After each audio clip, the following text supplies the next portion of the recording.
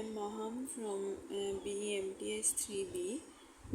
Today I am talk about 2-bit comparator. 2-bit comparator में हमारे पास दो इनपुट्स होती हैं और उनके मुताबिक हमारे पास आउटपुट्स आती हैं। जैसे कि इसमें हमारे पास हम लोगों ने 2-bit comparator लिया तो हम 4 बिट से स्टार्ट करेंगे 0 0 1 1 और B होगा 0 1 0 1।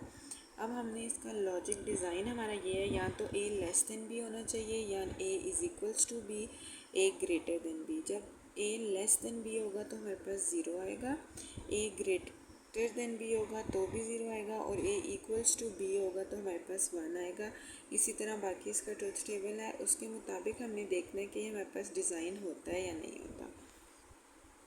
अब इसका के मैप देख लेते हैं कि के मैप हम जब बनाएंगे तो यहाँ पे देखें, जब ए लेस देन बी है, ए लेस देन बी है तो हमारे पास 0 1 1 1 आ रहा था, हमने उसको लिख लिया। फिर 0 0 1 1 आ रहा था, फिर 0 0 0 एंड 0 0 1 0। अब यहाँ पे हमने देखना है कि 1 के कॉमन फैक्टर्स क्या आ रहे हैं। 1 कहाँ पे मतलब एक जैसा आ रहा है, जैसे 1 1 0 1 पे आ रहा था और 1 1 पे आ रहा था।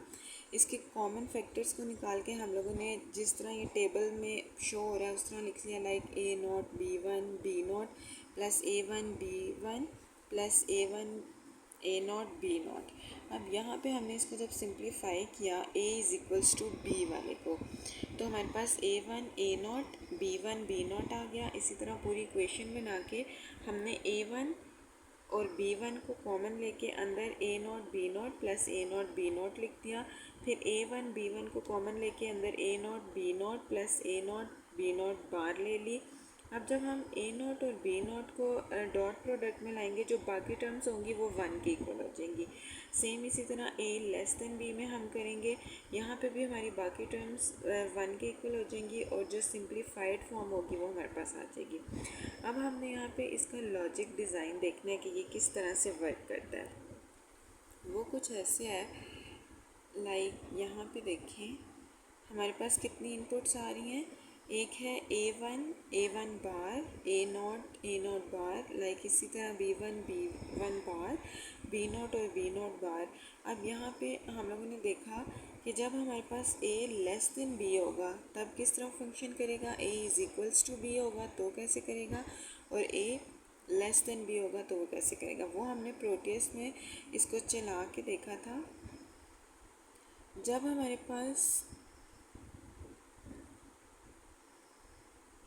पास चारों 1 हुए तो हमारे पास जो लॉजिक वर्क कर रहा था वो था A is equals to B, ठीक है।